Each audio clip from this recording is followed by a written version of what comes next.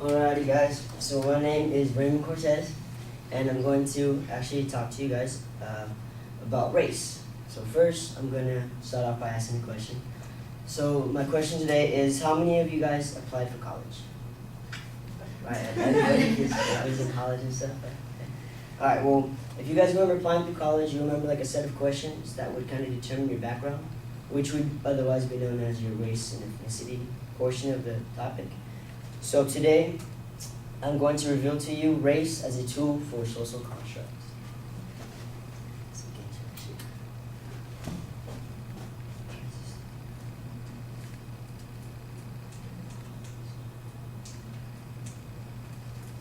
Alright, well, that's not working.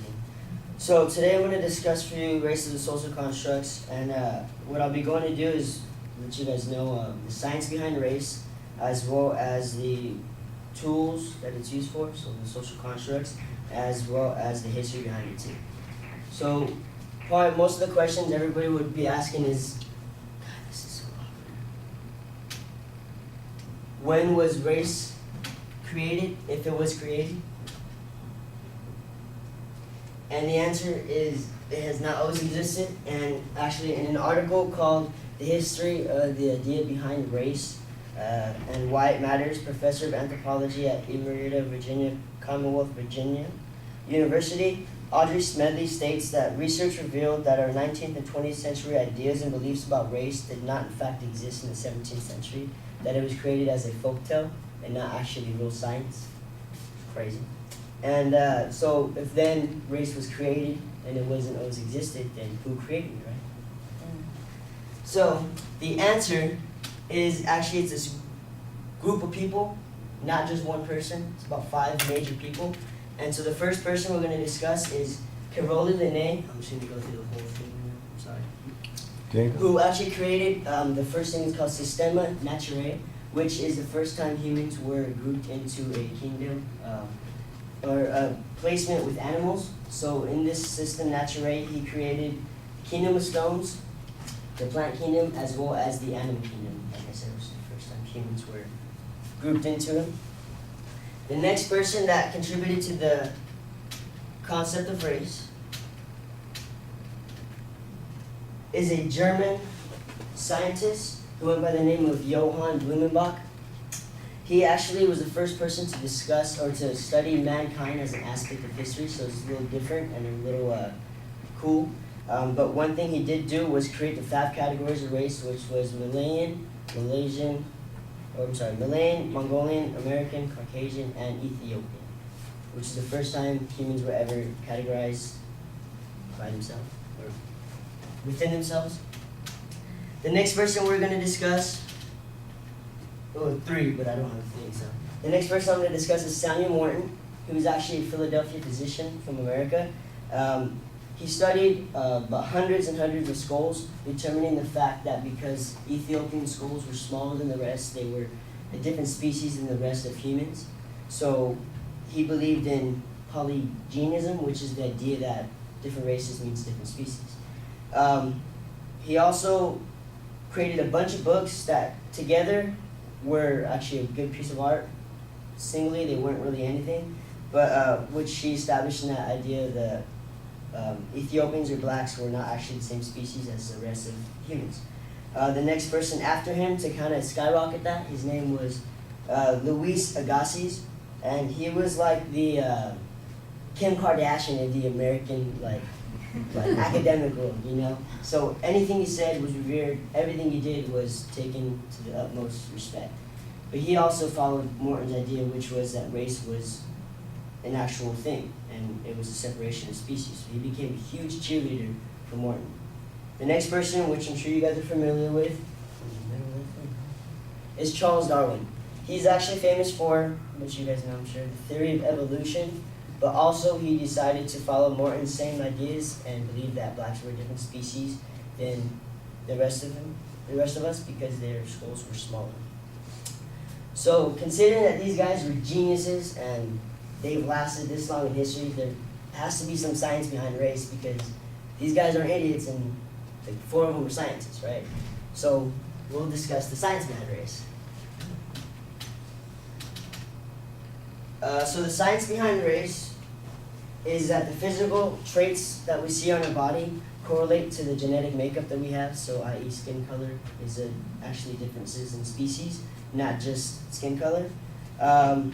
Also, history or science behind it is going to be like the 5 categories of race that Blumenbach created, which kind of helped lay the foundation as well as what Morton did. That's the science behind race. I added faith because to me, it doesn't exist, so it's kind of funny. So you need faith. So the reality behind it is that subspecies can occur through thousands of years or millions of years, and frankly, humans have not been here long enough for subspecies to occur, so that race cannot really exist within our species, at least. So the next thing I'm going to go and discuss for you is race as a social construct, and more than just the history and science behind it. So most people would probably question if race actually does contribute to social constructs. When African Americans first came to America, they weren't actually slaves, they were indentured servants, so they were actually working for freedom. Unfortunately, around the time that they came, slavery was kind of booming, and Blumenbach and Charles Darwin were really just creating the most stir for race, and they used that actually as a tool to establish slavery in America in 1619 and further. So the next thing you would probably think, since that's like a really long time ago, and I'm sure race can be used for more things than just slavery, but it's also used for tools to control immigration. So in the 1920s, when we had a big, huge bloom in immigrants, race was used as a way of discriminating against them, so that way they would tell families not to come and kind of create an uncomfortable situation for them to be in. So that's how race is used in immigration. But that was a long time ago. I mean, Donald Trump kind of does that now, but not really. So it's all right. The next would be today. So the justice system, which everybody probably don't have to deal with in this class. So in the justice system, about 195,735 people were incarcerated as of Saturday, February 27th this year in the state of California, all the United States. 65,000 are Hispanic, about 73,000 are Black, 2,000 or 3,000 are about Asian, and 52,000 are white. This is according to the Federal Bureau of Prisons, a website you can actually get online. So people killed by police in the year of 2015, there was about 1,200 people killed by police in the year 2015. Half of them were minorities, half of them were whites, and the other half were undetermined, as in they couldn't determine the race of the person. And there are 0 convictions of officers who have done so. So race is being used for more than just the separation of people, but actually a way to treat people. And closing, after seeing the history and social science behind race, as well as the examples I gave, I have presented to you race as a tool for social construct.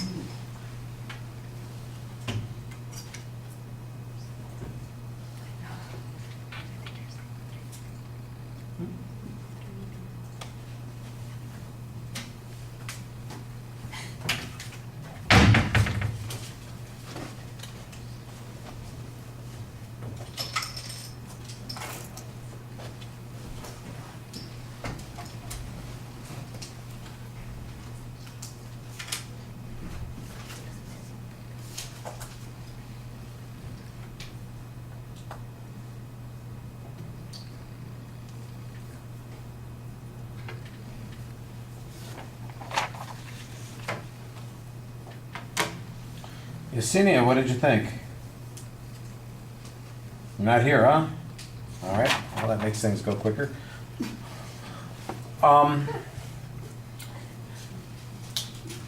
You greet us with your name at the beginning. You don't need to do that. The question turns out not to be rhetorical, although it's kind of awkward in the way it gets answered, so I think that's a little bit problematic. I think your statement about race and ethnicity is probably a more effective way of getting the audience's attention. The topic's clearly identifiable, so that's good. I don't think you have a preview at the beginning of the speech that's outlining exactly where you're going, and if you do, it's too well hidden. You need to make it clearer. In the body of the speech, I did think, however, that it was organized into discrete elements, so that part is good. And I thought that you had good transitions between the points. So even though it wasn't structured at the beginning, internally I could follow where you were going for the most part. Some of that is helped by the visual aids that you're using, but some of it is pretty clear. You've got a transition language that you planned on that I thought was pretty effective.